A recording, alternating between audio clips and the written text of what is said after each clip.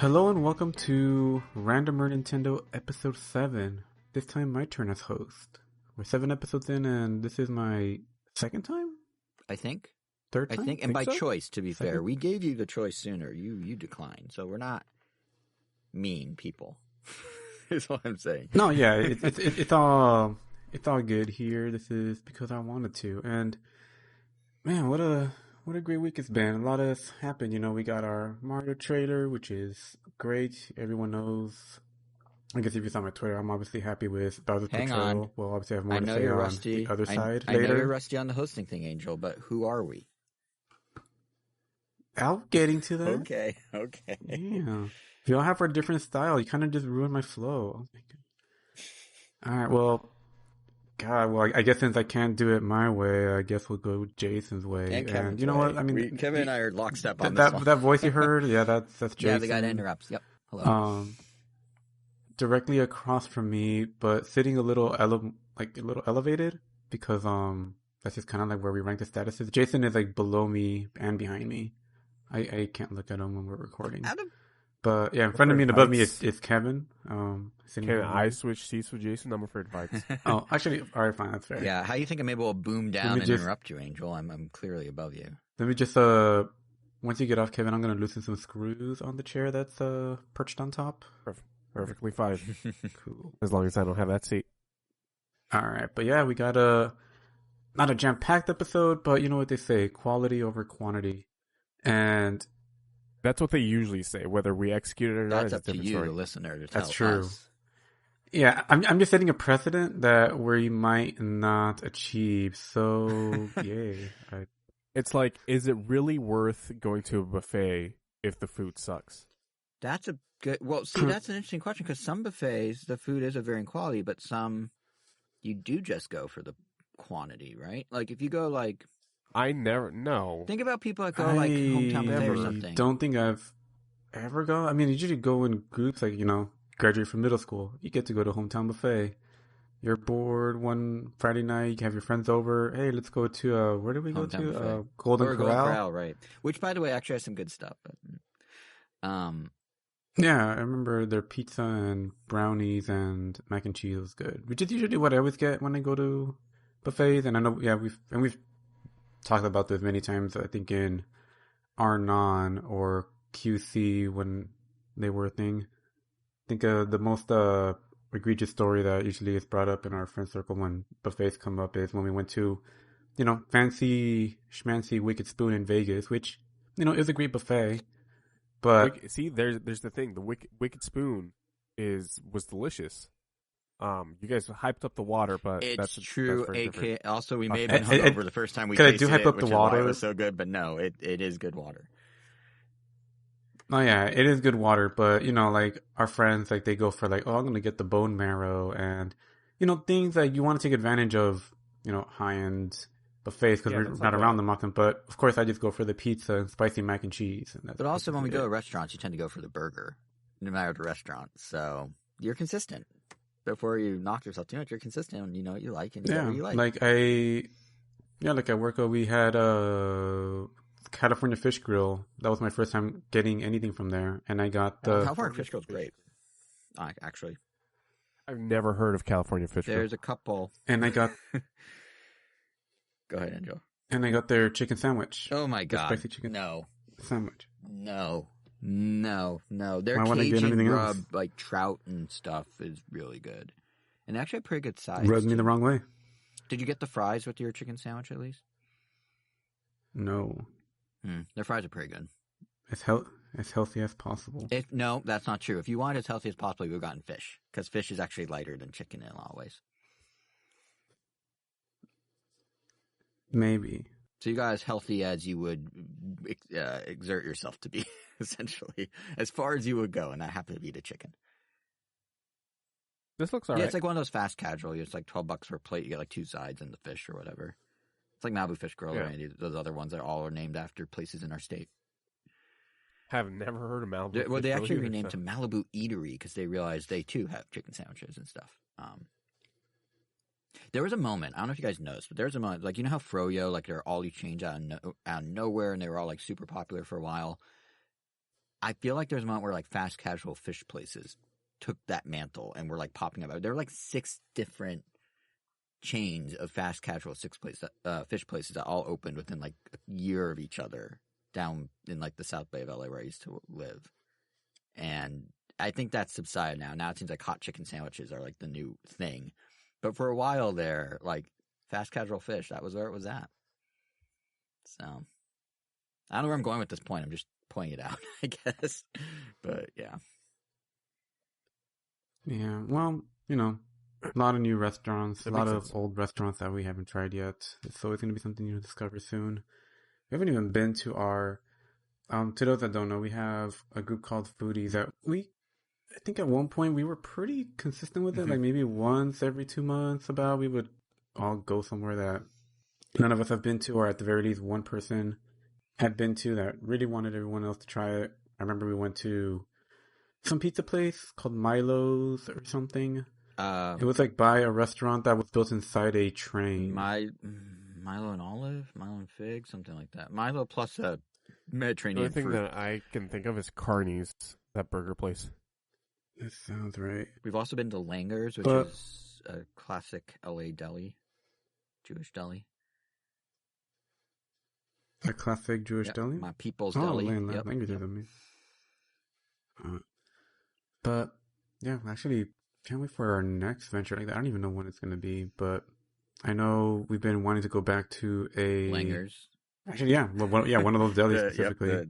I need to get the pastrami sandwiches. Oh, my God. All right, hold on. I need to interject there. I know, I'm the interrupter today. So, Langer's has good pastrami, but there was a place up on the Sunset Strip called Cantor's? Greenblatt's. Cantor's is good, but Greenblatt's had the best pastrami. Greenblatt's School of Witchcraft and Wizardry? Correct. No, Familiar. Greenblatt's, if anything, would sound more like Gringotts, like the bank in Harry Potter, more than Hogwarts. But sure, we'll go with Greenblatt School of Witchcraft and Wizardry. But no, it was this like privately owned deli up on the Sunset Strip next to like one of the comedy venues there. And it was around for like ever, like 90 years. And then like a year or two ago, the guy who owned it's just like, yeah, I'm done. And they closed. And they did it with no notice. I found out, I think, morning of that they were closing. I'm like, well, I want to try and get one more pastrami sandwich because they had the best pastrami in LA. Not only do I stand by that, I'm quoted in the LA Times as saying that. So I went and I couldn't even get pastrami because they ran out. So I never got my last taste of the best pastrami in LA. So Langer's is good. Cantor's is good. There's a really good one called Wexler's. They have a couple locations in LA. This is a very geo-specific podcast so far.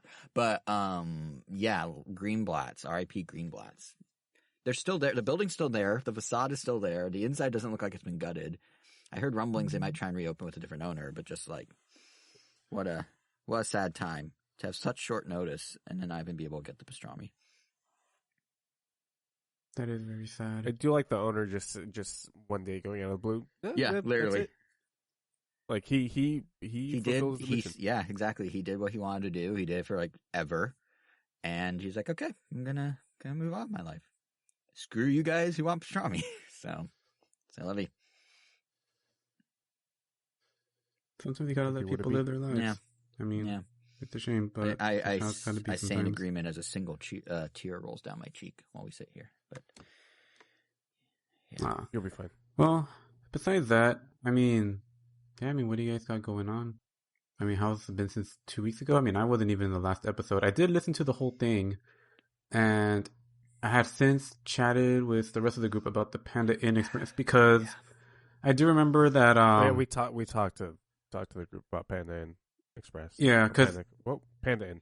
I had mentioned in the tweet that like I do remember going there with a group of friends, and I could have sworn both of you were there, but I guess it was the one time that we were visiting another friend, and on the way back we saw the restaurant. Or actually, on the way over there we saw the restaurant. We're like, what the heck? It's like I haven't seen one of these in a while. Well, I knew what they were because I think that one that you went to, I think was the original. Essentially, Panda Inn There's only like 4. was started. Yeah, like Panda Inn was like the original restaurant. Like that's just how that Panda anything got started. And then eventually, like, they were making money from it, but they figured like, oh, like there's kind of they wanted to meet a demand for it. They saw a niche, and then they're like, all right, let's go to mall. So then they created Panda Express, which, the express version of And the then and Reggie there, worked the for rest them. is history. I learned this from his book. And eventually, people just forgot that Panda Inn was a thing.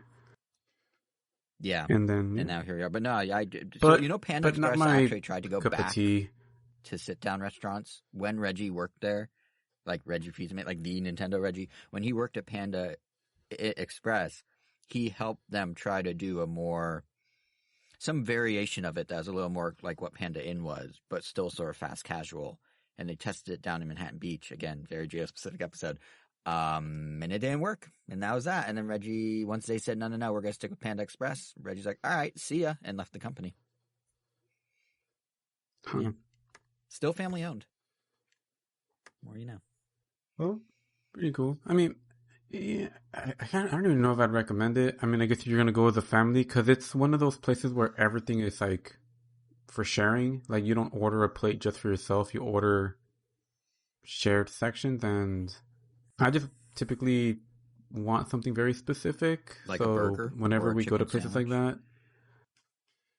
that. Yeah, exactly. Like, sometimes I want something usually very specific, and everyone wants to try a bunch of different things, and I just want my specific thing. So I'm not a big fan of shareable places, or where the whole I absolutely prefer places where you can get your own thing, but I'd rather have a place that has shareables than tapas places.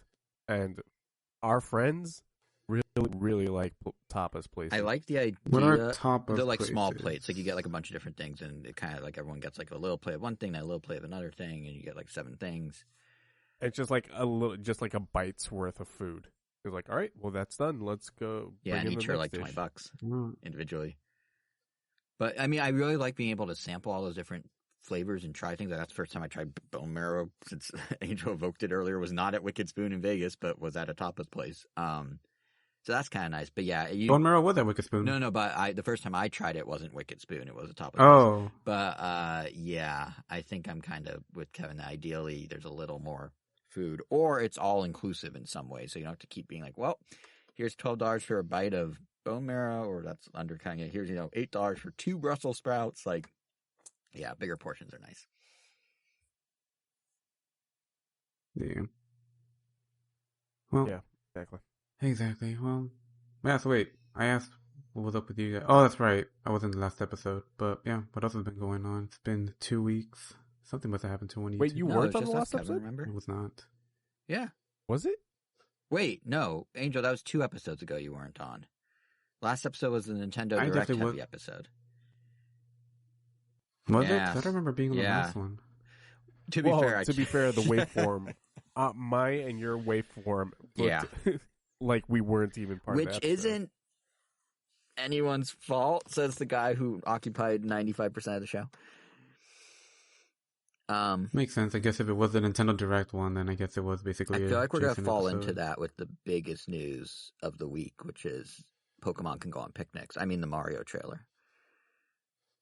I would argue that's probably the smallest news of the Mario week, but it's trailer or definitely Pokemon news. I'll on give you that. picnics? Both.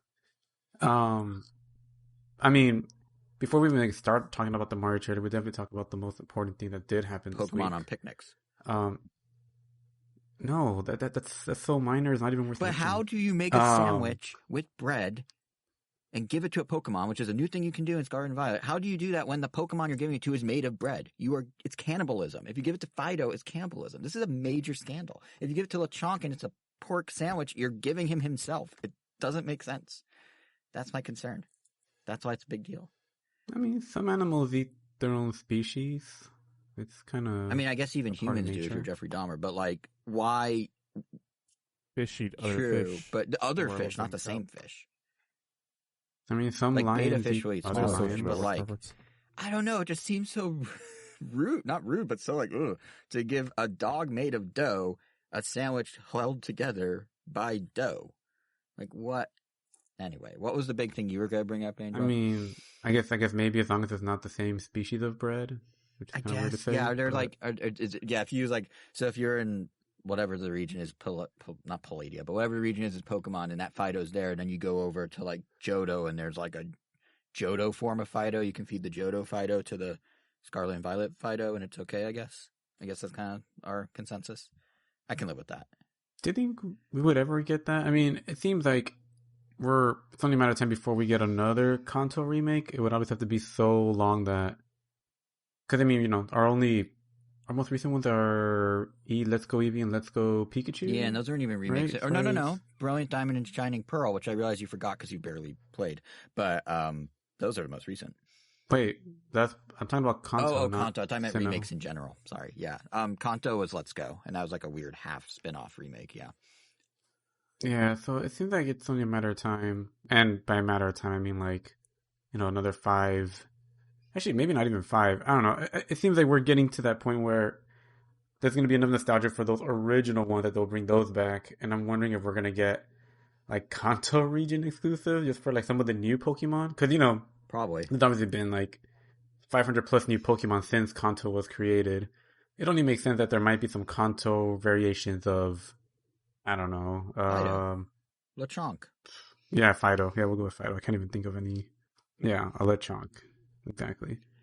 But as I was saying, the biggest news go ahead. was that Lego Bowser was released this week, and man, that thing is huge. That box is huge. I know we've seen it in person, but man, I'm so glad I'm finally able to build it. I'll give full impressions once I'm actually done building it, because the building process is really important.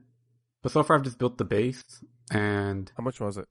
265. So with taxes, it was like 280. And how many pieces? About. Over 2,000. Oh. Yeah.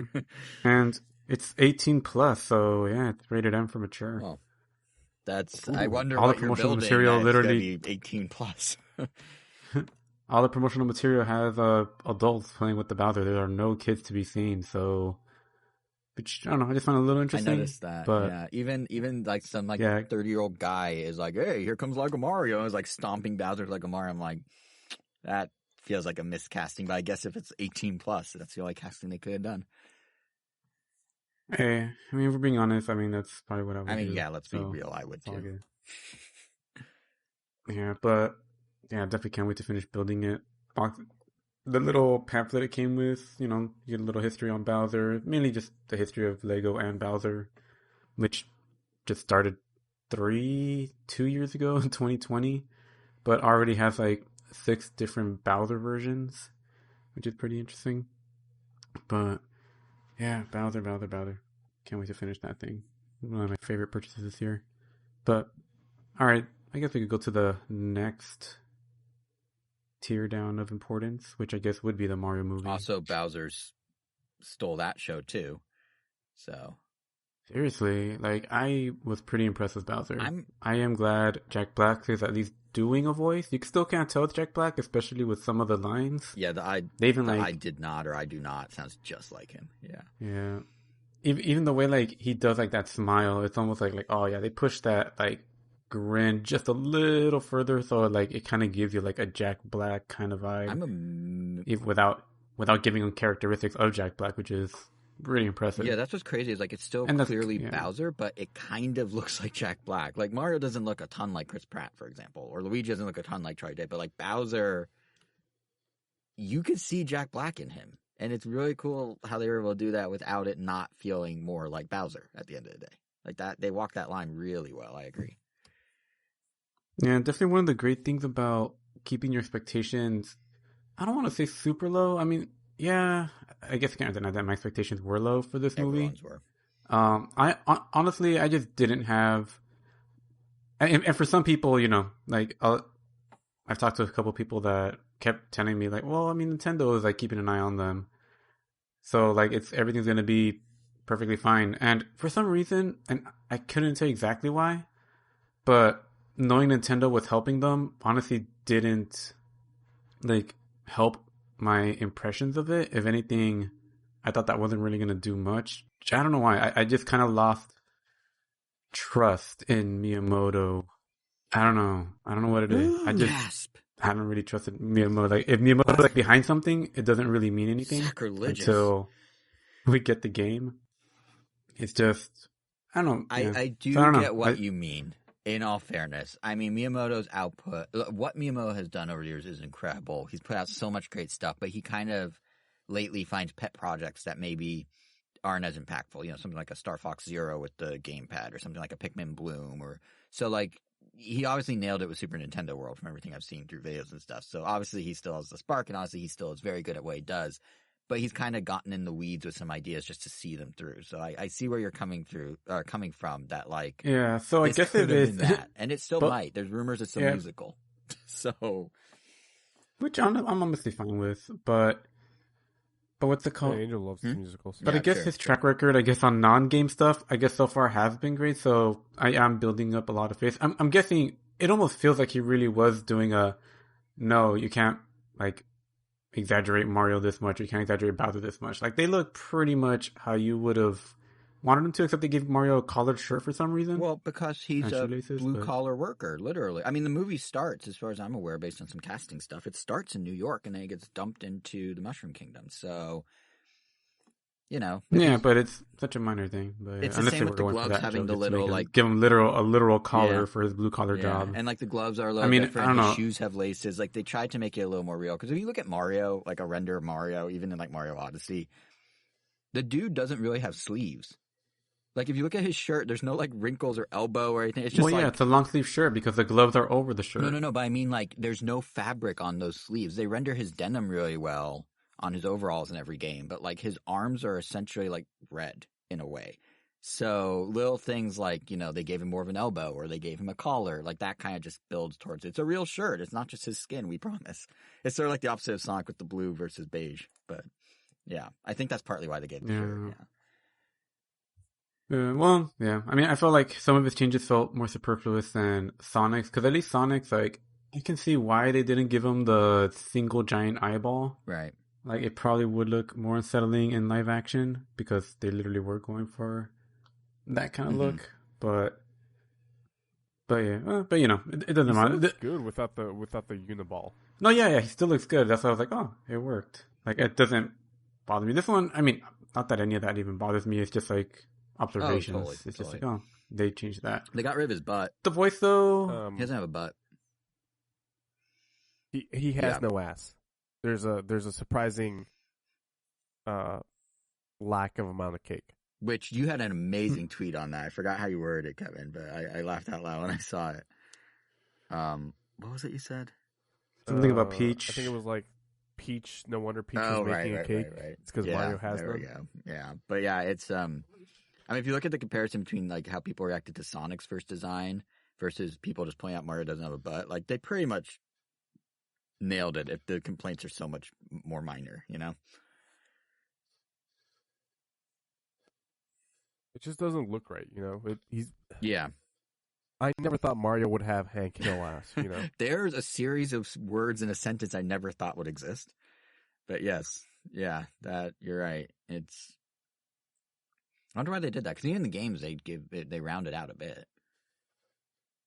Yeah, you know, they give him something to show off, but like ground pounds must not be effective for this Mario. God, that's gotta hurt. His poor like pelvic bone. They probably hurt. Yeah, His probably coccyx. just bone. Poor guy. Coccyx. What? Is it that bone in the back? The coccyx? That's your tailbone. Yeah, your yes. tailbone. That is correct. Yeah. It's only remember, Kevin. It's only Bowser, Lego Bowser that's 18 plus. So I'm not gonna say something about any other part of Mario's body that sounded like the word coccyx. I'm only talking about his tailbone, because that's a G or PG affair, unlike the Lego Bowser. Well, aside from his lack of his glutes, you know, his cardboard butt, you were starting to get into his voice. Yeah, and I'm not gonna say it sounds bad, but I don't know, the delivery that they chose to show us sounded, and more so like the final lines he says, yeah, just didn't sound great. Like, be it like Chris Pratt's voice or anyway, it just almost sounded like he didn't really care to be there. It sounded phoned in, and and then obviously people started posting like recordings from different languages, especially the French one. And the French one goes great. hard. Yeah. And you compare them, even just on delivery, like not even the fact that the French one sounds like Mario. yeah, it's I don't know. It's like I kind of hope that's just not how Mario is gonna deliver his lines most of the movie. It almost sounds like the casting. Like I mean, even the Penguin, like the Penguin King, sounded like I love the delivery of all those lines, but Mario just sounded flat. Yeah, I don't know. there's a hint. He sounded Whoa. uninterested, like Mushroom Kingdom. Mario's Yeah, just he flat all he's just around. flat. Here in we every- go. in this Oh, movie. huh. It all comes Mario's together. voice and butt Interesting. are one and the same. There is a slight voice Pratt is doing. Like there is a hint of a Brooklyn accent, but in reality, in the internet, Yeah, there's like a Brooklyn like here we twang come. in there. But like the problem is, as the internet pointed out, it has now forever ruined the movie for me. What Mario actually sounds like, what Chris Pratt's voice actually is Linda from Bob's Burgers. Linda, like it's yeah. like people have animated like her saying that while wearing a Mario hat. I'll find the tweet for you guys at some point, but yeah, it I sounds did see that. just like her. Like it's so It's uncanny. yeah, it's really uncanny. Yeah.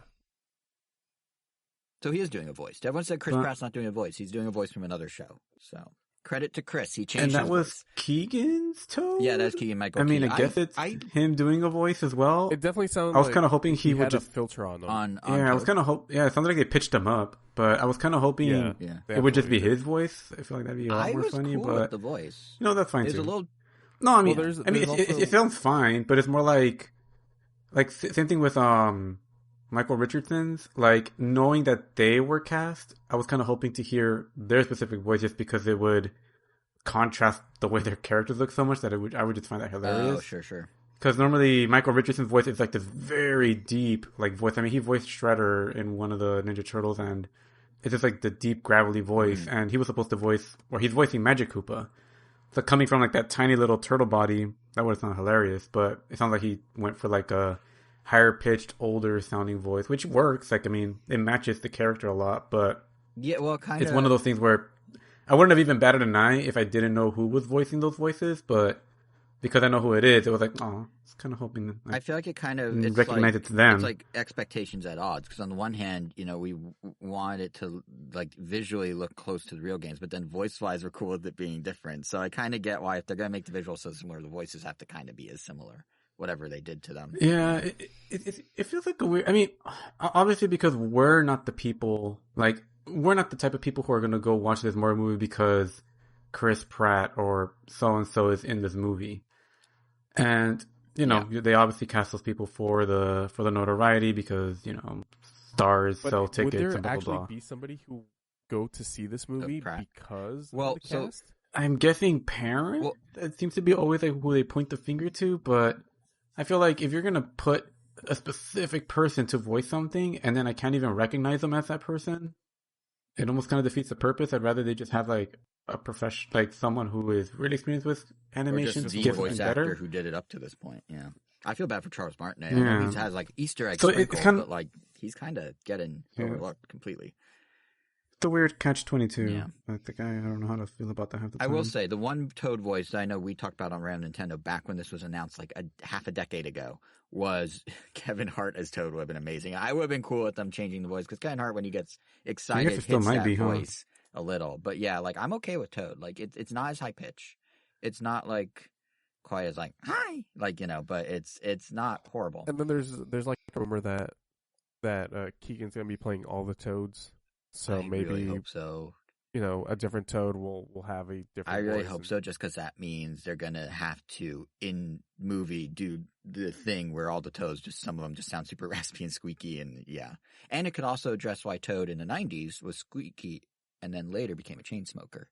So if they have Keegan just doing different pitches for different Toads, they could kind of amend that weird voice shift they did on Toad in the games. Do you think Toads are asexual? No, because Toadette exists. Yeah, it's supposed to be, right?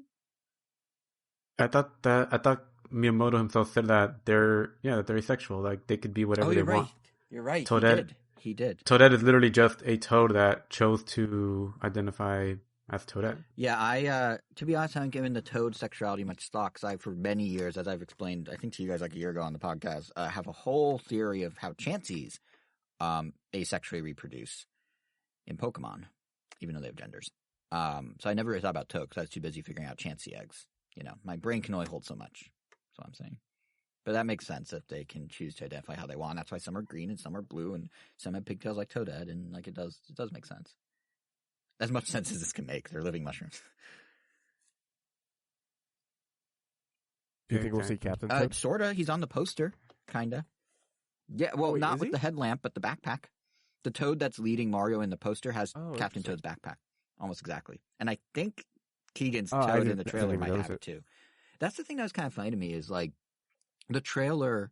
Well, one, the trailer was kind of funny how it was edited. It was literally just two scenes smushed together, which was fine. And then Luigi running away in the last second into either Bowser's castle or what's a teaser? No, I know, but like teasers normally can be whatever you want. You know, my favorite teaser of all time was the Dark Knight teaser where it was just the logo with like light bursting through as Joker quotes are being said. So like you can do whatever you want with the teaser, but I did think it was interesting how they're like, here's a scene of Bowser, here's a scene of Mario, okay, done.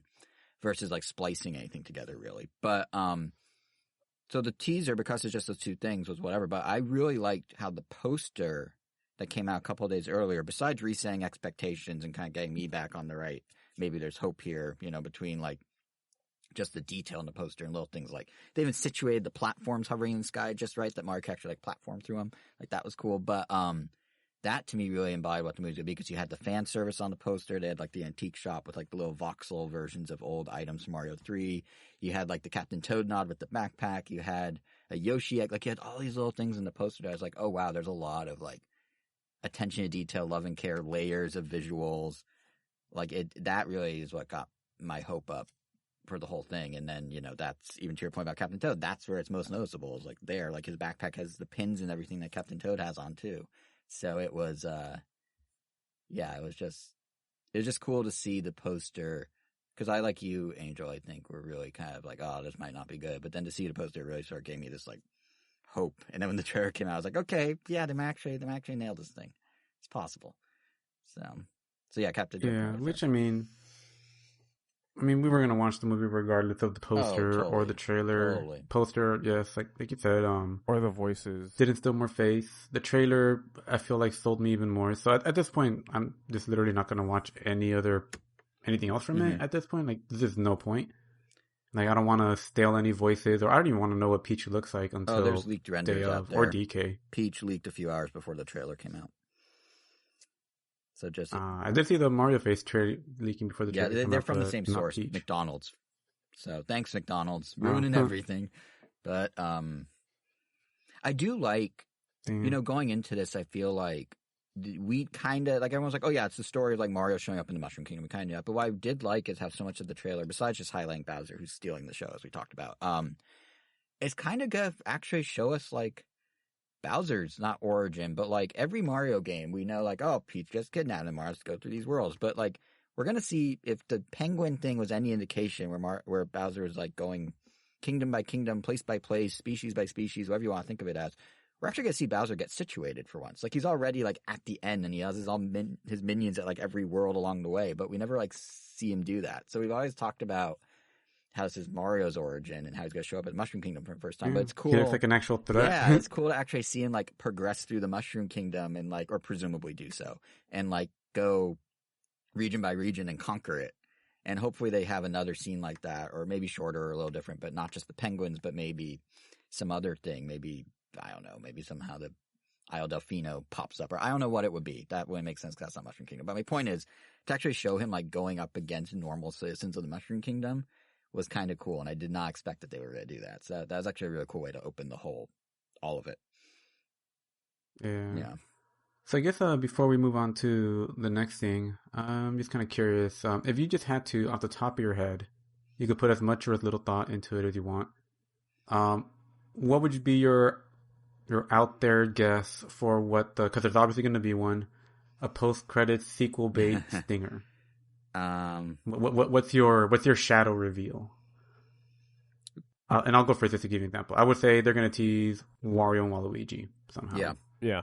That was a lot of the internet would be like, oh, they're going to do like, oh, the Smash Bros. Initiative. I mean, obviously not, but it's either, realistically, it's going to be Wario and Waluigi. Maybe eventually, but not right now. Maybe they do some sort of double teaser gag, and at the end they have a throwback to like Wart or something for all the parents that grew up with the old Mario games, like him just like not conquering the world and just kind of stuck, and that'd be like a deep cut.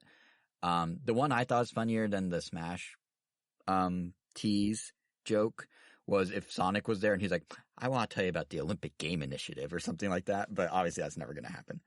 But yeah, I think Wario and Waluigi is probably the obvious one. Although it depends on how much Donkey Kong, like Seth Rogen's Donkey Kong. Then let's get that one out of the way, because clearly it was so obvious that like all three of us would have said that. Yeah, but they could go the Donkey Kong route. I mean, here's my thinking there. So Seth Rogen and Fred Armisen are cast as Donkey Kong and Cranky Kong. This movie's going to be stuffed already, so I don't think they're going to have a big part. But Nintendo's already planning to expand Super Nintendo World with a Donkey Kong section. Donkey Kong, while they haven't released anything in a long time, sells well. There's rumors they're doing a 3D Donkey Kong game. Like, it seems like they could be priming the pump to bring back Donkey Kong in a bigger way. The Donkey Kong solo movie? Yeah, like a Kong Island situation. Yeah, because that would sync up so well with all their other initiatives right now. So I could kind of see it being Donkey Kong. And then, like, it's not going to be totally out of left field because they'll be in the movie, but probably really small. So if they, like, expand on that. But Wario and Waluigi would be definitely a Donkey Kong Country TV show reboot. Yeah, oh, I'd be okay with that. Because honestly, Plus. I said this when they cast him before, and I'll say it again. Someone at Illumination or Nintendo remembered Donkey Kong and the Crystal Coconuts, or whatever it's called, because Seth Rogen as Donkey Kong is basically the 90s CG cartoon Donkey Kong. Like, that was a stoner, like, sort of Donkey Kong then, and Seth Rogen is 100% going to play it pretty similar, I bet. So that someone remembered that and drew that link back, and I am amazed they did that. And I'm actually very much looking forward to Seth Rogen's Donkey Kong, just to see what he actually does. Yeah, it's definitely a fun one. I'm definitely looking forward to. Yeah, but I do feel like I can totally see that. That'd be cool. Yeah. Expand some DK, but it could go either way. Unless if Yoshi doesn't come out at all, then I'm willing to bet it's just going to be like Yoshi gets discovered in something. Yeah, the fact that they showed his egg in the antique shop egg or something in the poster, like in the back corner of the antique shop's a Yoshi egg. It kind of makes me think that's some sort of like being like, "Yep, there's your Yoshi reference." Like, well, he's a dinosaur. It would be crazy if Yoshis don't make any kind of appearance I don't think he will. in some way. I don't think he will. Even if it's like in the background. Maybe if he does, I hope one of the deep cut jokes is they say his full name. His full, like, you know how his actual name is like Yoshisaurus, like it's like 3 words or something. Like they just offhand like say his full name. T Yoshisaurus Munchakoopa. Yeah, like I want them to say that in the same way that they introduced Bowser as like the King Koopa, which most people that follow Nintendo know. But like I was watching her with Rachel, my girlfriend, she was like, "Wait, well, they King said Koopa. The king of presenting. They said presenting the king of. Right. But that's a nod to when he was called King Koopa. Like it. Yeah, like some people don't know Bowser, King Koopa are one of the same. So like, stuff like that. He's the king of the Koopas. I don't know what else you could call him or what else you could say. That's okay.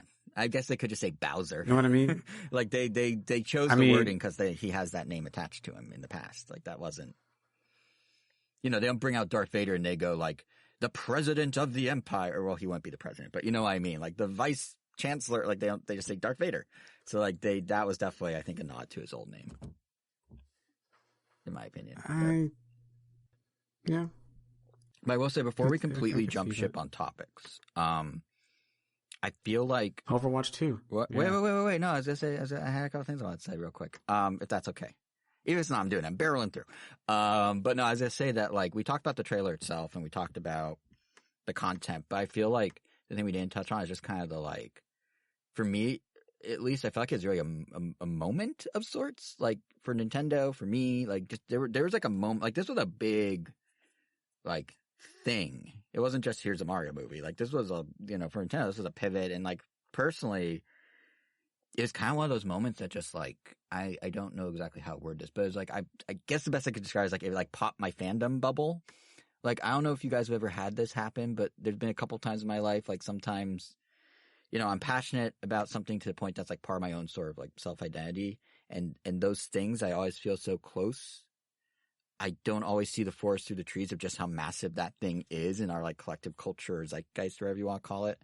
And the best way I like to describe what I mean is like the first time I experienced this was oddly enough, and bear with me here, this is going to get a weird comparison, but weirdly, the first time I experienced this kind of fan bubble pop was when Chester Bennington of Linkin Park passed away, which I realize sounds somber and weird to evoke, but like, hear me out here. Like I used to, I followed Linkin Park for so long. I basically grew up listening to them.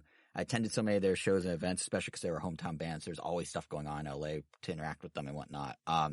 And while everyone's heard of Linkin Park, it always felt like the fandom was like super close knit and kind of small. Like the band would be on fan sites that were only a couple thousand people big, like, or I would see some of the same people at shows. Like literally there's another guy named Jason who I saw repeatedly at shows and then at meet and greets with like Mike Shinoda, and like we're now friends just from like bumping into each other at Linkin Park shows. So anyway, the point is, when Chester passed, that immediate outpouring from really all over the place that occurred, like so many people now discussing his talent, and things like going to I think it was a fan organized like free public memorial in downtown LA at Grant Park. Again, we're a very geo-specific podcast today. But just seeing how many people were also attending, like those were moments where I was like, oh wow, like Linkin Park, like Chester, that means a whole lot to a whole lot of people. Like it was immediate like zoom out from the trees to like back to the full forest. And it served as a reminder just how big this thing I thought was so small and tiny and important to me actually was to like a lot of people. And sort of, I feel like in a much more positive way, the Mario movie trailer was kind of the same thing. Like certainly stepping into Super Nintendo world in person when it opens up will be that way, but with like the trailer and Nintendo as a whole, like again, everyone knows what they are. Just like how the majority of people know the song In the End, you can ask someone for a brief Mario synopsis and they're going to be able to do it 99% of the time. It's not like people don't play Nintendo, nor is it not like for those who do play Nintendo, there's a whole store of merch run by Nintendo in New York and Tokyo and things like that. But I have such this like long-standing, passionate fandom that was so close up to Nintendo and like such a core part of me for my entire life, almost in like a tunnel vision-y sort of way, that experiencing like the actual scale and scope of the Mario trailer, like not just a press release, but like the actual product coming together, it kind of hit me in that same like fan bubble popping way. Like having a Nintendo Direct where there were like real life mainstream celebrities was, it not just video game people. Like that was kind of like, oh, or like having the trailer end with like the swelling Mario theme mixed with those orchestral flourishes that only like the real movies do. Like all that in contrast to the days when Nintendo Directs were just like Iwata, Reggie, and Miyamoto, goofing around, or the days where like Nintendo felt small enough that somehow quoting a sentence from me about Donkey Kong Country 3's Game Boy Advance port was enough of a marketing move for them that they did on their homepage. And like, yeah, this will sell the game. Like to go from that to like this to this trailer reveal is just kind of eye-opening in the sense of like this thing that is very personal, and because it felt so personal, felt niche, even though it's not, really isn't niche. And certainly there's been smaller instances in the past where there's been that similar feeling. I think Reggie and Miyamoto showing up on The Tonight Show with Jimmy Fallon to promote Mario Run and Switch is probably the best example. Or actually, by that same token, Miyamoto showing up at the Apple keynote to also promote Mario Run is a good example. And obviously Nintendo's done movies and shows and merch before. There's so much merch these days, but it's all like produced by partner companies or licensed out or part of limited time campaigns or just kind of these fleeting things like an appearance on a TV show. The Mario movie though, like that's Nintendo co-producing and co-creating. Like we were saying, Miyamoto's directly involved. Like the same company who was doing those goofy directs long ago is now doing, not that long ago, I should say, is now doing this. And, now you have people like Chris Pratt and Jack Black, like in the head of Illumination, all discussing the influence of Shigeru Miyamoto, like that guy, like the Nintendo nerds, like Shigeru Miyamoto, like us gamers guy is like being called out by these huge figures. Like it just felt like it was this much more massive stage, and the fact that it could be there at that point really, I guess, points to the cultural clout Nintendo obviously does have with so many people. But it was just interesting to have that feeling when watching it of like, whoa, yeah, they're a big deal. Like this is a big company. It's almost like a feeling of pride or something. Like I don't know how better to describe it, but when you like root for something you've been a fan of for so long, when it's like so core to you, especially with how myself, I know a lot of other gamers almost treat the console makers like sports teams. Like this is winning a championship. Like this is like a Super Bowl moment for your team, if you will. Like all eyes are on Nintendo.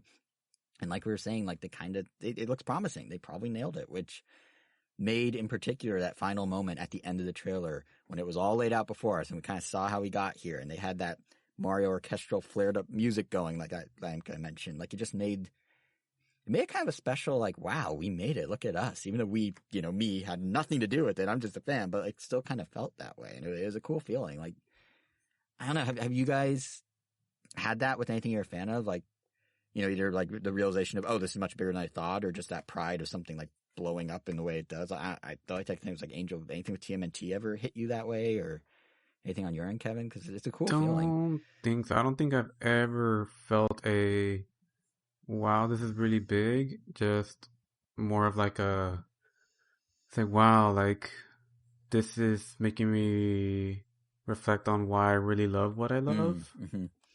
Like I think like instead of like going in the direction of like, wow, this is a very big franchise that a lot of people care about, I think it just goes back to me because I typically rarely look at what the fandom is saying or even pay attention to the fandom or even acknowledge the fandom.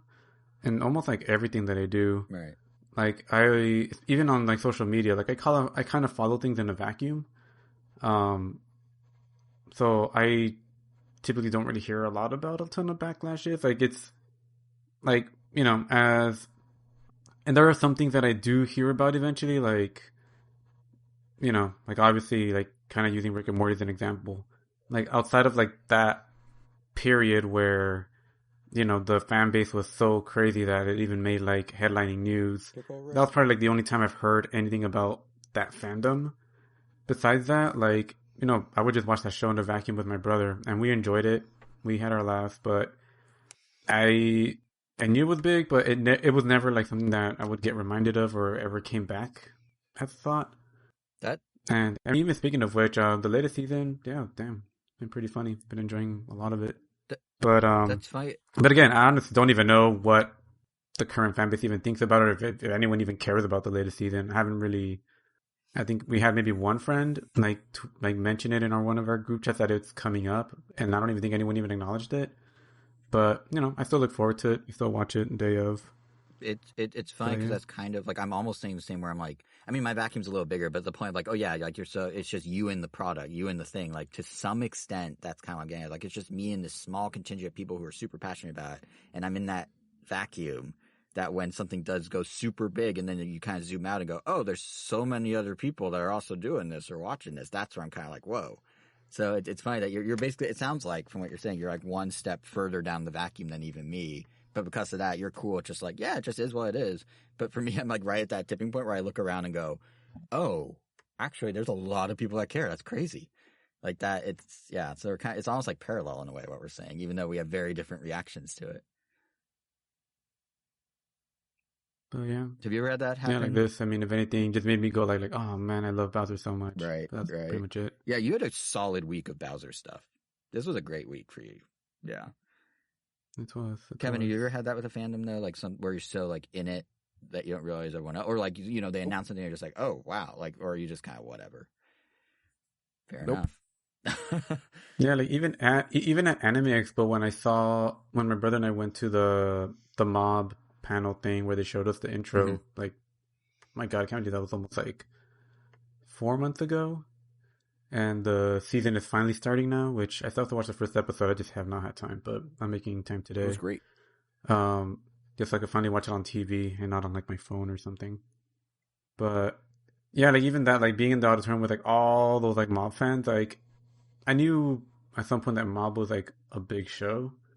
And even seeing all those people, like I don't think I ever really thought at some point like, oh man, like everyone really loves it. Like this is a pretty impacting show in anime. I I definitely I don't know, maybe I'm just good at keeping my thoughts relatively to myself. I think I would have to and also I guess I also don't think Ninja Turtles has gotten to a point where it's that big. I think even at its peak it still felt niche compared to like DC and other stuff like that. Yeah. Because I think it comes down to like the everyday people, like the average person you talk to. Like I think besides, I mean maybe less so now, just because I work in games. So there's the average person sometimes like Ninja Turtles, so I do kind of run into that sometimes. But when I wasn't working in games, like yeah, it was rare to hear anybody talk about turtles. Like even people that like pop culture, Right. it's always just Marvel and Disney. So yeah, I guess until like but like Nintendo would probably be like the next closest thing. And even then, it still felt more Where niche, right? Like it still kind of felt like, yeah, even though it's this huge thing. I mean, the trailer. Someone calculated out and looked at all the different channels that hosted the trailer. 61 million views in 24 hours. Like that's crazy, but we don't think about that because we're like so like close to Nintendo and think of it so niche that like it's crazy. And I think that's the other monumental piece of this whole trailer because I said there are like two moments to it, so to speak. And this is just, standard podcast fare, and then we can move on to Overwatch. But I was going to say, like, what it means for Nintendo, right? Because talk about what it means for us. But you guys remember Kid Ellis, maybe? Former NOA employee? No. So he was the guy that did Nintendo Minute. Now he does a podcast with his, Oh, from Kid and Krista, now he and the person Krista. you used to stalk or something. I didn't stalk them. We just ran into him at multiple events, and I may have exchanged emails with him just to do an interview once. But he made a observation on Twitter the morning of the trailer that really resonated with me, which that this trailer was the most important day for Nintendo since the Switch reveal. And I really do think he's right. Like, if you think back to that fateful day in, October 2016, I think? Like, basically, Nintendo was talking up this huge new strategy of how they rebound from the Wii U. We knew there was this new concept coming down the pipe in the form of the then codenamed NX. But that trailer was the coming out. That was the moment when the public would say they're into it or they hate it. That moment was when Nintendo would have to show, not just tell, and hope that they were on the right track. They had to show it, and people would react. And as we all know, they were on the right track. It worked out super well for the Switch. But this Mario movie trailer, it feels like it was the same deal. Like, they mentioned in the direct, and I was saying earlier, they spent so long making this movie. I think the actual number, I said half a decade, I think the actual number is 7 years. And this is arguably the linchpin of their entire IP expansion plans, maybe even more so than Super Mario World. Because if they nail it, Nintendo's not a game company anymore. They're an entertainment company. Like, Super Nintendo World can always live on as a sort of extension of the game IPs. Like, oh, you play Nintendo games, you can have fun here. You'll enjoy it. But a movie, that can be its own living, breathing ecosystem. That can turn dormant IPs into active ones. They'll be associated with games, but not tied to them in the same way. Like, the reach of movies or TV shows or streaming miniseries or whatever, that's massive in a way a theme park isn't. And so much stuff like merch and other opportunities to further expand those IPs, it's just huge when you have kind of more passive, I guess you could call it, content like that. And I think Nintendo knows this. They're putting a lot of eggs into this, like, I guess, again, passive content basket, into movies, into TVs, into using IPs for those. And we didn't talk about it much at the time, but about 3 months ago, Nintendo actually straight up bought a production company, Dynamo Pictures, which is a Japanese animation house that with Nintendo, we maybe know them best for the Pikmin shorts in the Wii U era, those like 6-minute long set of 3. But they also did a lot of CG and animation work, including Ghost in the Shell, Earwig and the Witch, Persona 5's cutscenes, Death Stranding, the list goes on. And this week, literally like 2 days before the Mario trailer came out, the acquisition was completed. The studio was completely renamed. It's now Nintendo Pictures. And being the weirdo that I am who likes to read press releases, I started digging around the new website with Google Translate. And what quickly jumped out to me is that Yoshiaki Koizumi is now one of the studio directors. And you may not recognize his name immediately, but he's the Nintendo producer behind the 3D Mario games. Angel, he's the one we met and took photos with while he was wearing cat ears to promote Mario 3D World at the time they did Best Buy at E3 at Best Buy, if you remember that guy. But you guys may now, and the broader audience may now recognize him as the host of modern Nintendo Directs. But he's gone on from doing 3D Mario games to being the general manager of all of Nintendo's game output and the general producer of the Switch itself. Which I think goes to show that in the same way the Switch was make or break and Nintendo put someone in charge they thought could handle that, Nintendo's pouring a lot into doing movies, TV, all that type of passive content. Like, you don't toss someone like Koizumi on a little pet project. So to bring this back to the Mario trailer, for them to be able to demonstrate that, yes, they're on the right track, movies will work, yes, the proof is in the pudding, to again be able to show, and not tell. This was a big moment for Nintendo in its future, and assuming the reception to the final movie is as solid as that trailer feedback was, assuming the movie brings in money in the same way it got those 61 million views or whatever, this is that moment. Like, this is Nintendo's newest chapter. This is their future. This is where they're going. They're not just a game company, and the fact that we had kind of that potential seemingly turning into a watershed moment for Nintendo, first time they've done anything like this since we've been fans, that's pretty exciting in and of itself. So, the movie trailer itself, yeah, it was like 2 minutes long, but like the impact of those 2 minutes has a long tail. It's going to completely change what Nintendo is. And that's really kind of interesting in and of itself. Anyway, now I'm done with my thoughts on the Mario movie. If you did want to move on to Overwatch.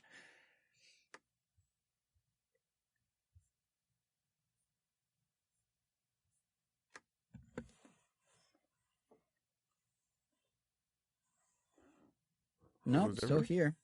I don't know what happened there. Oh man, I was muted. Huh. Ah, Yeah, but basically, I was saying like, oh yeah, finally Overwatch. So that actually had a couple trailers released this week, I believe, unless they were older. But a close friend of ours, or so Kevin and mine, so Matthew, Jason, if you're curious who I was referring to, I do know that man. um, pushed a trailer to me that he wanted me to check out. It was for the Japanese character. I forgot her name, but Kiriko. Kiriko, yes. And that trailer, man, I guess it's been a while since I've seen um Overwatch's like character trailers, but damn, the animation, like I just forgot how impressed I was every time I would look at those, like especially the facial expressions. I don't think I've ever seen so many like subtle facial movements in like a trailer in such a long time. Like especially for like a game. Like it honestly blew me away. Like it was kind of crazy. Like I was like, damn, like these people have to make a movie or something because this was pretty awesome. But I have not played it, and Kevin, I mean, you're probably the only one here that has actually had a real experience with Overwatch. Kevin, is that experience So, playing or so waiting in the queue because the game keeps crashing and getting taken offline? Oh, you Oh, actually got playing. through. oh, Yeah. okay. So Angel had a what's the canned lowdown? response that was the wrong response there. He sounded sad. I've got a lot to say about Overwatch too. Go for it. That's why we're here. As well.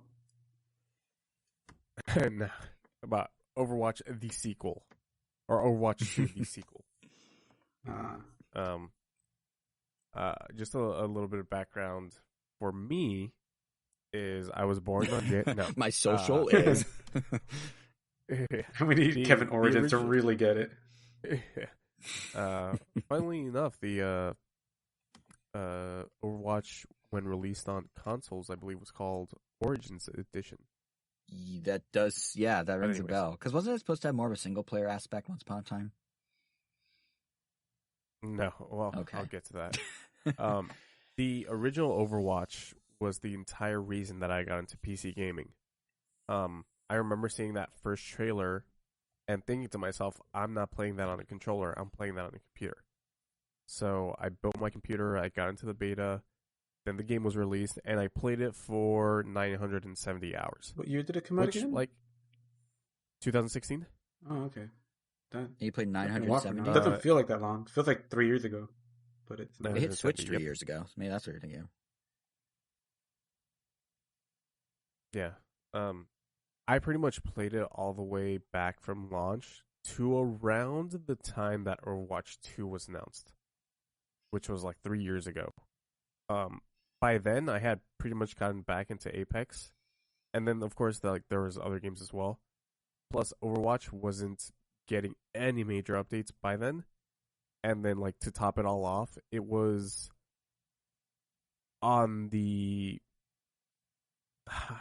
damn it, I guess the rear end of one of the worst metas that the game ever had with the GOATS meta, which I don't even want to explain, but it just made the game completely not fun for me. So I dropped off from playing Overwatch really, really hard. Now with Overwatch 2, I can say that about after 15 matches that I played, I can say that the game as it is right now, which is just player versus player focused, Overwatch 2 wasn't worth the slow death of Overwatch 1. It's still Overwatch, and it's kind of upsetting once you realize why they waited 3 years to release this game. I guess the biggest change that they did was with team composition. So, did either of you guys ever play Overwatch? I've I watched. played it very briefly, like with Elvis. Like it was more like here, try around kind of deal. Yeah, I've Yeah. watched Angel Gotcha. try Overwatch on Elvis's PC. So I've Gotcha, watched gotcha. over Angel playing. Yes. So, the game used to be 6v6, and now it's 5v5. Now the compositions should be, as before, the composition should have been made of 2 support characters, 2 damage characters, and 2 tanks, which are the bigger characters with with bigger health bars that are supposed to soak up damage and do some massive damage themselves. This time around, you only get one tank, which is sort of this double-edged sword, because that means that you no longer have to worry about two shield tanks putting up an insane defense, and it like balances out fights a little bit more than fights used to be. But the removal of a tank is also means that if you're playing with a friend, you better hope that you both don't play as tank.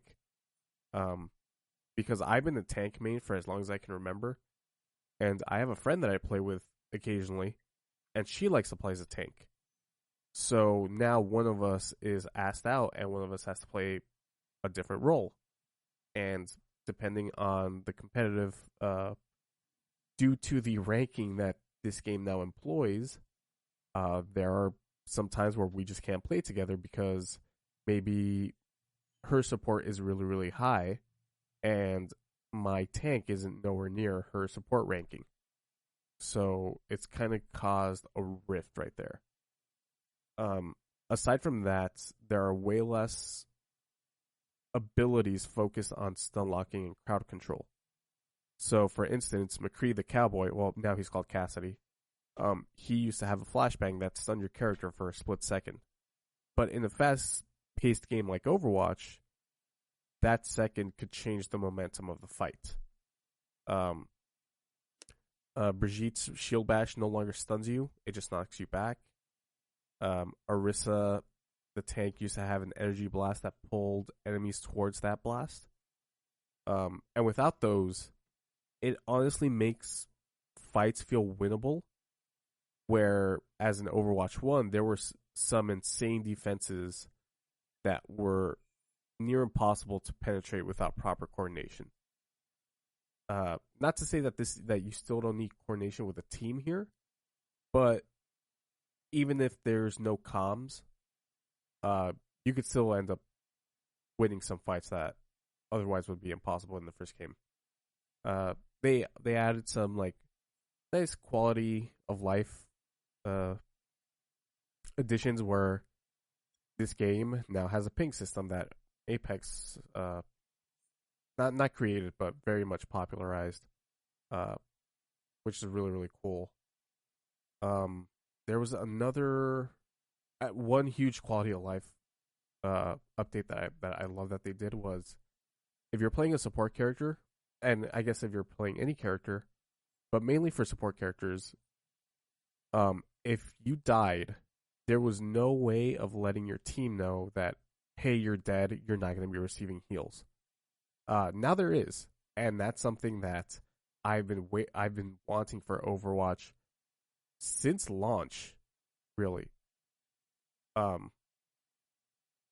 then that brings me to like another big issue that I have with this game is like why I had to wait, or why we as a collective community had to wait 3 years for such sweeping mechanics. And there is a very good answer as well, not a very good answer, but there is an answer. As Jason stated earlier on, there's a PvE element that takes into account for Overwatch 2's delay. In essence, Blizzard originally announced Overwatch 2 as Overwatch 1's multiplayer, but with a brand new player versus environment component, a PvE component. But this PvE component would require a new engine for larger maps. Overwatch 1 used to have these seasonal PvE events where you and 3 other players will play against bots. Some of these events were like enemy wave based. Some did have you going through a small level taking out enemies. I personally was never a big fan of those, just because the enemies weren't necessarily difficult, but they were more like damage sponges. So like imagine how much I cared when they said that Overwatch 2's main catch was just going to be this PvE mode. And funnily enough, Overwatch 2 has released no PvE campaign. It's just the multiplayer. So Overwatch 1, multiplayer only Overwatch 1 died 3 years ago for this mode that still hasn't been released. And it's so weird. On top of that, the monetization of this game, I'm not a huge fan of. They were moved away from the loot boxes to just a straight up battle pass, just like any other live service game now. But it's the absolute worst type of battle pass that you can put in a game, where there's not enough premium currency on the track that will let you pay for the next battle pass, the way that Apex and Fortnite do it. Which, to be honest, I'd be fine with if there wasn't a time limit on the battle pass the way that the battle pass works in Halo Infinite.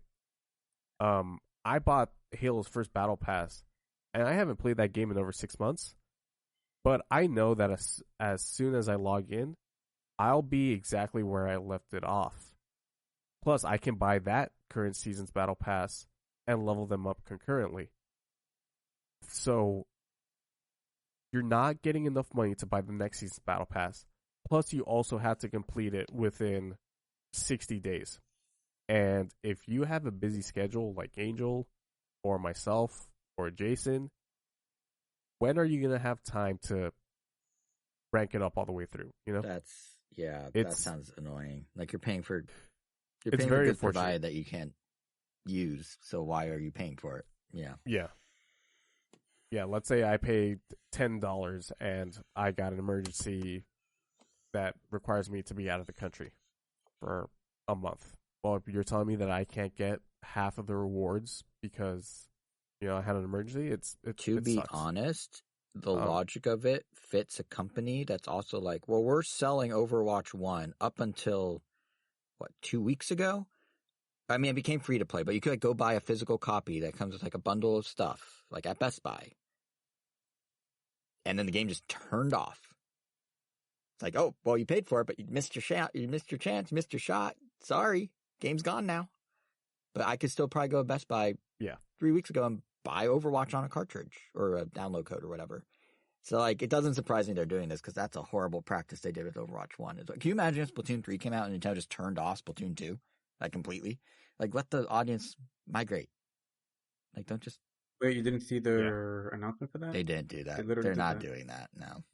If you go look in Splatoon 2, it's a bunch of people who are saying things like, it's just us poor people left behind who can't afford Splatoon 3 or whatever. But and they're saying it jokingly, and not everyone that has Splatoon 2 and not 3 is poor or anything like that. But there's a valid point there. There shouldn't be if you paid for a product, be it a battle pass or whatever, unless there's circumstances completely out of your control, like what's happening with Kara Queen Black, where their online servers by Amazon or Amazon Games Park are just getting turned off because the service is discontinued for reasons beyond the game developer's control and the game publisher's control. You shouldn't just turn things off or just make things expire. People paid money. It's crazy. They can't necessarily afford to go get the next one in the next 60 days. They can't necessarily, not everyone just has that cash available. Yeah. To this game's credit, it is free to play. I don't know how that factors in once the PvE stuff is out. But it is what it is. But with that battle pass does also come daily challenges and weekly challenges and monthly challenges and seasonal challenges. And these type of challenges seem incredibly unnecessary and even disruptive to the way that you or your teammates play. And I honestly have this issue with any game that has a battle pass. In Halo, one of the daily challenges would be to get kills with the shotgun. Well, that presents a whole lot of issues. One, I have to get match made into a map that would drop a shotgun, then wait for that shotgun to spawn, and hope that I'm the first one to pick it up, and then hope that I get 10 kills with it. Otherwise, how there's that disconnect where I'm not necessarily trying to help the team win. I'm trying to get my challenge done. Right. Yeah. In Overwatch, it's play a game as a tank. So that means that if I go into a game, there's a possibility that someone who has no idea how to play a tank is only playing that awful. tank to finish That's that bad. challenge. Yeah. Right? I'm just thinking. And like I said, I was just going to compare it because I did like Splat. The closest thing Nintendo does is stuff like Splatfest and Splatoon, right? You have a weekend, you have to work to do something, but I can't imagine like everyone has to use a roller to get more like shells and being like just a wall of rollers when you don't always want rollers, like to put in Nintendo E's. Like that sounds awful. Why would they do that? Yeah, and like I said, I have this issue with like any game that has a battle pass that is wholly reliant on challenges, which at this point is pretty much every live service game. But like especially in a game like this, I wish that challenges were disabled for ranked competitive modes, or like just make a mode that it's like, hey, do your challenges in here, and like just know that you are probably not going to win, but because everybody here just wants to complete their challenges, so do something like that. Yeah, that makes Segregate sense. it a little That bit. makes more sense. Is there not like a casual mode? There is a casual mode, but people still do. It's funny because first of all, if it's not a competitive mode, I have no feelings towards it one another. So like I'll just drop into a casual match, and like if I lose, I'm like I honestly don't care. The purpose, right? But there are people that do, like people will still scream at you. Oh, don't even. I'm not even gonna touch the toxicity that this game brings. Regardless, people still like. Hey, some people don't like the competitive nature of ranked, so they'll play casual, and they still want to win, and it's absolutely. They're absolutely right to feel that way. So that's why I'd prefer a mode separate from the main mode. That's like, hey, do your challenges in here, and don't worry about losing. Whatever. It's like an achievement system that got a little too big for its britches. It sounds like. Kind of, yeah, just a little bit. And like, don't get me wrong, like I'm having fun. I haven't even talked about the new game type, which is sort of like this reverse tug of war. That honestly goes on for a little too long, but they're still like very chaotic and fun. And there are 3 new heroes that they added that are very, very fun. This is the most fun I've had with Overwatch since like 2018. And I may make Overwatch my main online multiplayer game again. It was originally Overwatch. Apex. I dipped my toe into Rocket League. Then I went hard into like Apex, took a detour to Knockout City, and then eventually landed in the cesspit that is Valorant. And like now I may go back to Overwatch. I don't know. At the end of the day, that's what Activision was banking on. They did just enough to rehook you and everyone else probably. Well, that's also part of my big issue with Activision Blizzard. And I hate that my mind works in this way, where the cynicism I have towards Blizzard's behind the scene choices with this game almost sours the fun I'm having. The way I like to explain it, it's like someone euthanized a pet that I loved 3 years ago, and then fast forward to the present, they're coming back with a brand new pet that I love just as much, which is really cool, but was it really worth taking that first pet behind the shed with the shotgun? Like, I don't know. And that's just what Overwatch 2 is for me right now. It's still the same Overwatch. I still haven't played enough matches to honestly solidify whether 5v5 is better than 6v6. But like I said, I'm having fun with it. It's just the behind the scene decisions that Blizzard made for this game. It's just the way that my mind works. I can't not excuse. I don't think it's just stuff. you. I think there's. Oops, sorry, I just completely knocked my table. I'm at. No, there is, and this was bound to happen as we moved into services. There was a moment where a game would come out and be like, look at this cool game. And it was a one-off purchase, and you bought it, and you enjoyed it, or you didn't, and that was it. And the game would live on in perpetuity as long as your console still worked, and that was it. But now that, like, everything's a service and everything, like, evolves and constantly changes, even Nintendo's guilty of this on mobile, like, you see, like, the man behind the curtain more, so to speak. Like, even if they were like, we're going to discontinue selling Overwatch 1, and in 3 years we'll make you Overwatch 2, it's like, all right, well, the Overwatch 1 you own, you can play and be fine with. But now, because services evolve and change and things move in and out, and, you know, it's it's a lot easier to be cynical because the cynicism of the business side of the industry is a lot more transparent because it has to be for how they're now trying to do their business. Like by doing their business in this way, this stuff just becomes more visible to the end gamer, right? Because like if it was, PS2 or 3, let's use Ratchet and Clank for example, or no, Dax and Jack and Daxter. Let's do that. For a while there, that franchise was going, and then it wasn't going, and then it started going again, and then it stopped and hasn't come back, right? But we never knew, they decided the sales weren't good enough, so they're going to pivot and do something else. Okay, the kart racer they did, or whatever that thing was, didn't work as well. They'll go back to the main game. They released the things, and either you played it and you liked it, or you played it and you didn't, or you just never bought it. Like, easy. But now it's like things that people like have to actively devolve or change or evolve in a way they may not like, and they lose the original thing they have. And that makes the reasoning for why it changed just have to be in your face, whether you want to or not. So I don't think it's you and how you think. I think it's how the industry has morphed. And I think, and not to harp on this, but I always go back to like the problem with game preservation these days. But like literally this is that. Like even Mario Kart Tour, let's use that. I mentioned last episode they're getting rid of gacha, right? Like they're going to be moving. I think they got rid of it this week actually. They're doing like a different system. If in some weird world you really like the random gacha mechanic, you can't continue playing that. That's like Nintendo went to your Mario Kart 8 and was like, oh, you like the anti-grav? Well, we're actually going to change it to something else, and just pulled the feature out of your game. Like, it's just gone. And that's weird because we never had that in gaming before up until, 4 or 5 years ago.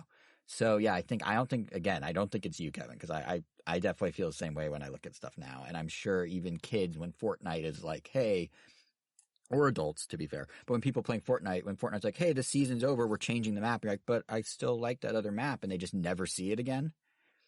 Or like Destiny, where they took weapons away. Like, has there been, like, maybe, or maybe on that big scale, like, have you actually been hit by, like, Me? Like, you were legitimately going, I kind of feel like playing this. And then maybe you go on and you're like, oh, it's not done. I think the closest, and I kind of, I think the closest I came, and I kind of alluded to this already, is when stuff loses Killer Queen Black as on principle. So Killer Queen Black, they announced this week, as I was saying before, they're shutting down the online, not by choice. It's Amazon GameSpark was this API they used for like the online servers and stuff. It's shutting down. Didn't have enough support. Amazon doesn't want to continue it, and now the game's stuck because it was built around this legacy code that's defunct. So fortunately for us, we mostly play Killer Queen Black locally. Like, we often would go to your sister and brother-in-law's house, Angel, as you know, and have like 8 of us in one room actually do 4v4 in person. It was a total blast. But in those times when maybe like you don't have 8 people in a room, online was an option. That was the big selling point of the game. I think we set it up online once. We mostly did it online before they allowed you to have 8 people on one console. So we'd have 2 switches side by side connected through the internet to each other. But no, there was like... Yeah, like there was definitely a way that we worked around that. Yeah, we jerry-rigged it for sure. But yeah, and like that was, for us, local was fine. But if I own the game too, and if I ever wanted to go online, or like we did a couple times during the pandemic, if we ever want to do it again, we can't. Like, we just can't. Like, fortunately, it's a minor issue for us. That's probably the closest I've personally come to something like this, where things are just yanked out of a game you already own. And I realize a lot of games have online services as interest wanes. Like Splatoon 2 obviously has less of a player base now that Splatoon 3 is out. But for people who have Splatoon 2 and can only have Splatoon 2, you can still do it. It's still there. Yeah, it's still a game of this generation. Like, thankfully, I haven't really run into that too much myself. The closest thing was this year. I'm pretty sure I've talked about this on the podcast. I don't actually remember. But I managed to finally get a hold of a copy of Fall of Cybertron, the sequel to War for Cybertron, on PC through Amazon for Steam, which it's delisted on Steam, but if you go through Amazon, you could get the code there. What a weird workaround. And like I most likely said, when I first brought up, that game is still amazing, holds up, visually, gameplay, everything is still, oh my god, chef's kiss.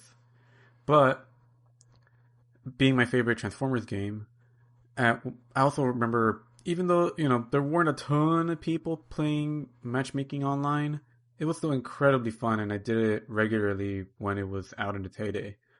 And, it being 2022 and finally getting hold of this game, I was like, oh man, I hope the servers are still up. But, I didn't really have my hopes up. And sure enough, they are down. So I don't even have that option anymore. Like my memories of, playing as a jet, like blasting off into the sky, transforming way high up in the air, sniping someone from up there, and then transforming again and flying off, are just going to remain memories. Unless I could somehow pull that off like in game, but doing it online against a person is amazing. And it turns out the servers were shut down on 2020, so not even that long ago. So I technically could have, Right. if it had occurred to me to check Amazon just a couple years earlier, I could have basically been playing this on. Oh, maybe not, because I built my PC in 2020, so I probably would have had at least a couple months with it. But yeah, that did kind of bum me out a little. It was, Well, the game is really old. It's almost a decade old, and probably. that's It was not a little more, almost but it's a more understandable. understandable. Yeah. But for something like Splatoon, where the game is, I mean, they haven't done that yet, but Nor will they anytime soon. for a game that basically is losing a lot of its player base, or even the one that we are talking about right now, like Killer Queen Black is still, I would say, it's still pretty new overall. Like to only lose it in less than like 3-4 years is kind of crazy. That's what's insane to me is it's happening in the current generation. Like I can understand you can't maintain servers forever, and the situation with Cybertron for you sucks for sure. But like I kind of get it, and I think I've at least personally come to terms with if I have an old game, I'm playing it locally. But Killer Queen's not old.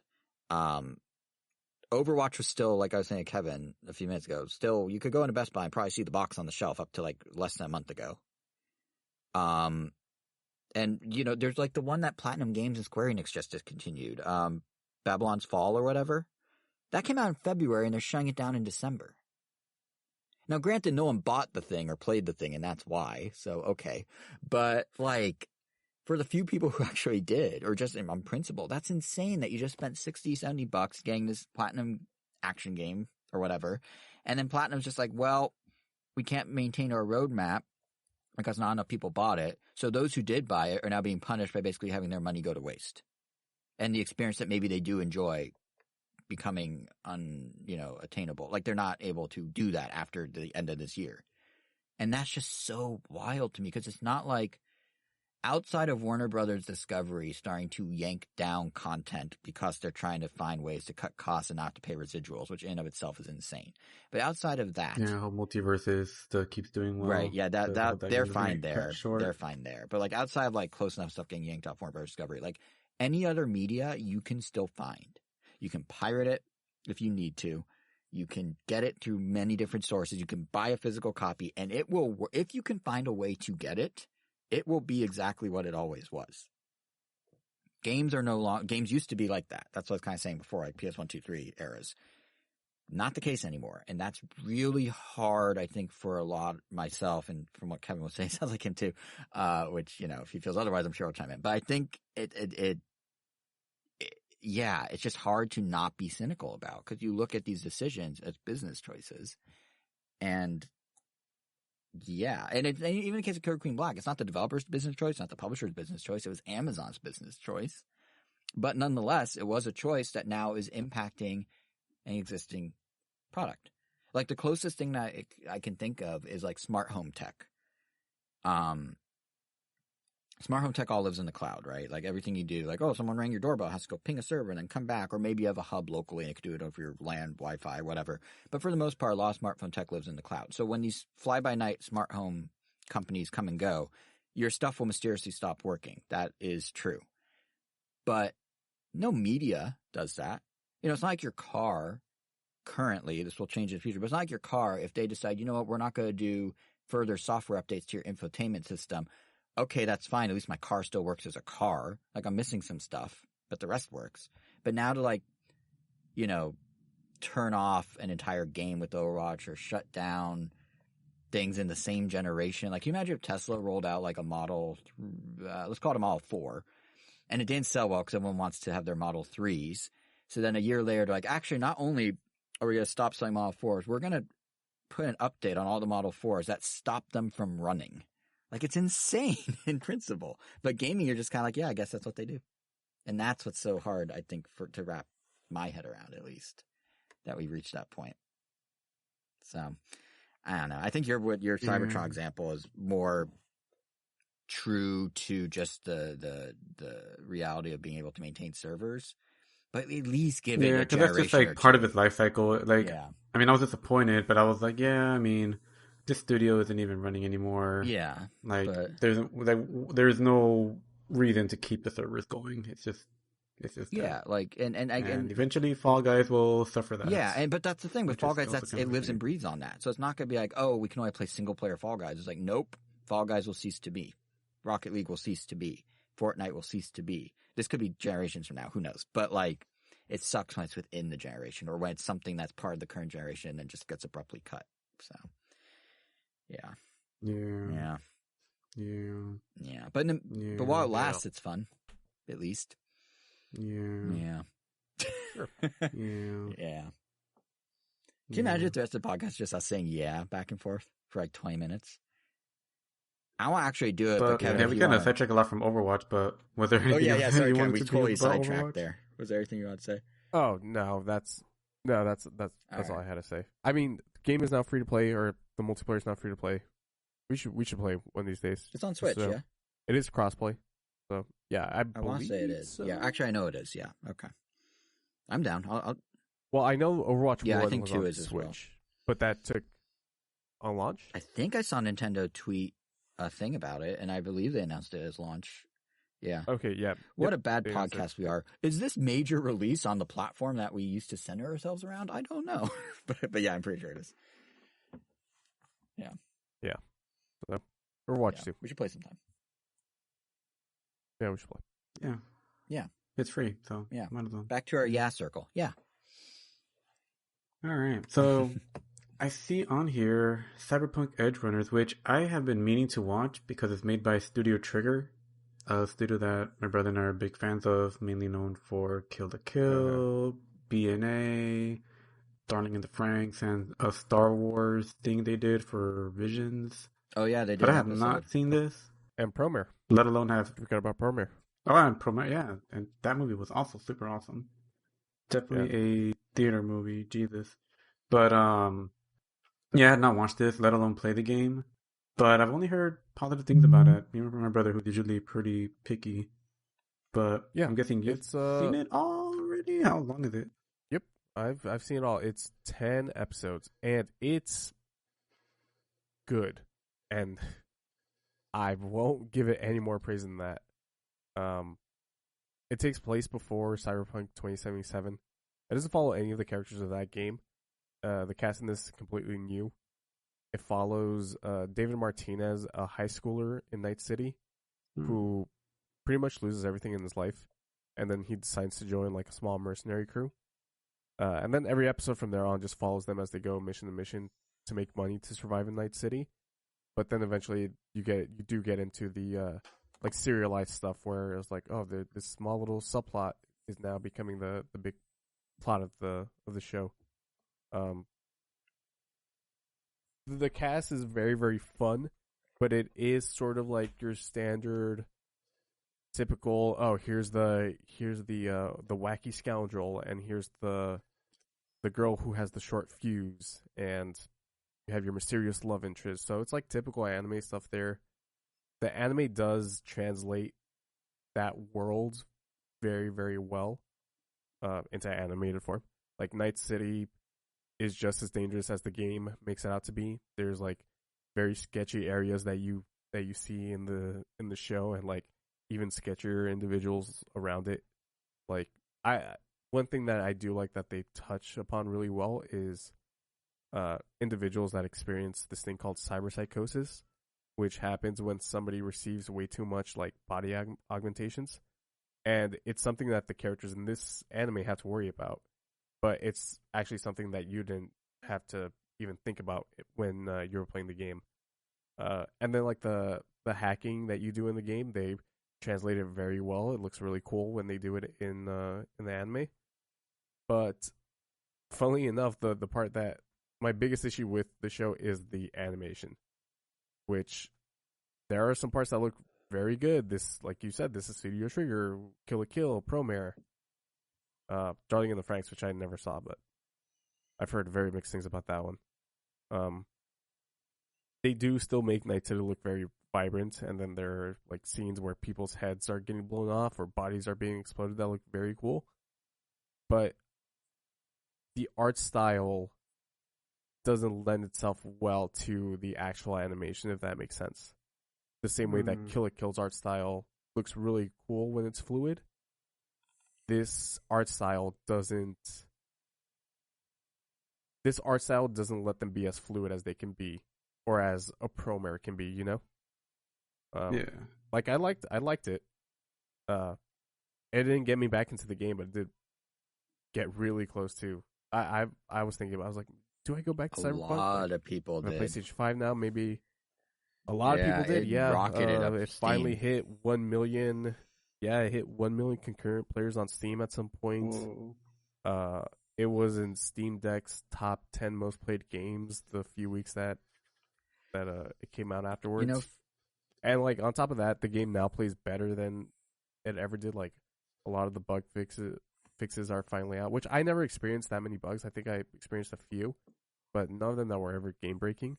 And apparently those have been reduced quite significantly. Yeah. I feel like credit where it's due. We were really ragging on like games as services and kind of these games that live on past their initial release and then get shut off randomly. But the flip side of that coin is like, now that Edgerunners is out and people can rediscover Cyberpunk, as you point out, they worked on it for 2 years. It's good now. Or No Man's Sky. Remember how like kind of ho-hum it was at launch, and now it's like up to like its fourth update 3 years in or something, 4 years in, and it's very well received, and it just came to Switch with all these new features, and like, yeah, like we were being really harsh on like the downsides of like games living on past their release date into something that can then be shut down. But on the other hand, stuff like this is possible. Like games are given a longer lease on life in some instances. So I feel like since we're talking about it shouldn't. It should be there from day one.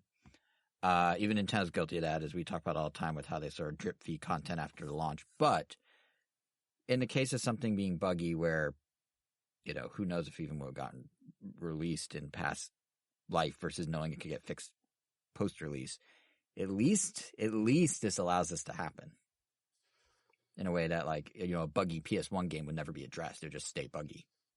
The whole good delayed game is bad forever, or a rush Miyamoto's, you know, a good game delayed, whatever quote.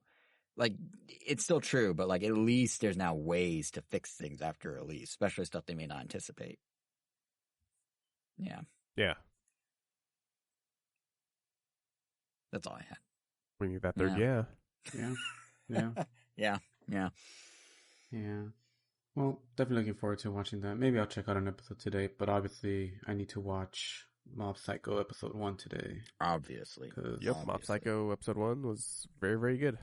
Another anime that I'm sure at some point I've recommended to Jason, but he refuses to take any recommendations unless they're from like people outside of his social circle that we're aware of. Not true. I cannot elaborate because I don't have any good examples in my defense. That's what your record has shown so far, but you know, Cobra Kai, it is what it is. Excuse me, Cobra Kai came directly from you, and I'm now super into that show, and actually now watch the new seasons before you even do. Yeah, but you watched it like, I think it was way after. I think it was until your girlfriend was like, "Hey, let's watch Cobra Kai." No. It was. It came from you, and I convinced her to give it a shot. She's like, "I don't care about Karate Kid." So there's the glowing example. Because now I'm more into it than you. I am more on top of it than you are now. I didn't even know it was out. Exactly. I mean, it's only also because I'm exactly watching it with my mom. You didn't even know it was out till I asked you about it. So there. and the bear. Yeah, that's not even the one I was thinking of. I was thinking about Attack on Titan. But well, and the bear on FX is next on the list. We're finishing up The Patient because this one my girlfriend kind of strong-armed watching first. But I never recommended the bear. But Kevin did, and that's next on my list after the Patient once it's done with its new episodes in a couple weeks. So. Yeah. Yeah, so I listen. Just has to, I guess, not be anime. I don't know. Wow. There's a whole different world of media that you're missing. That's, I'm not saying it's intentional. It's just that's where I gravitate, I guess.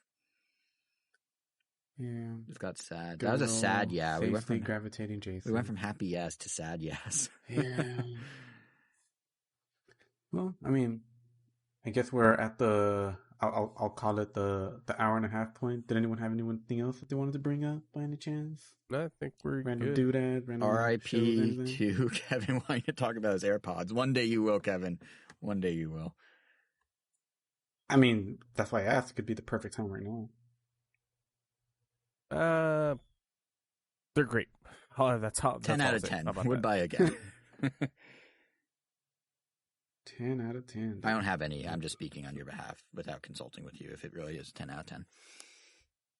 Wow, Jason. I have old AirPods. I don't have the new Never fancy cease to pros. amaze and I astound. know. Yeah. All right. Well, Cool. I guess in that case, let me see if I could try doing this housekeeping section. Yeah, let's see. I'll chime in if there's corrections needed, but I think you got this. I believe in you. Like and subscribe. See you guys next week. And for the Okay. final word, Kevin, play us out. We didn't. What? Yeah, you can follow us on Random Nintendo. You can follow us individually at JSR7 for Jason, WEIRO_O for Weiro O for Angel. I am KVN Gomi on the Twitter. You can follow us on all your favorite podcast services, and we will be back in 2 weeks with another episode. I think I got Angel. it. That's how you do it. That's how I wanted him to do it. There we go. Oh, damn it. He didn't say the And, final word anymore. Our final word. Go. Jason, take us out with the final word. Don't eat Pokemon sandwiches in front of Fido. It's cruel, and you're better than that.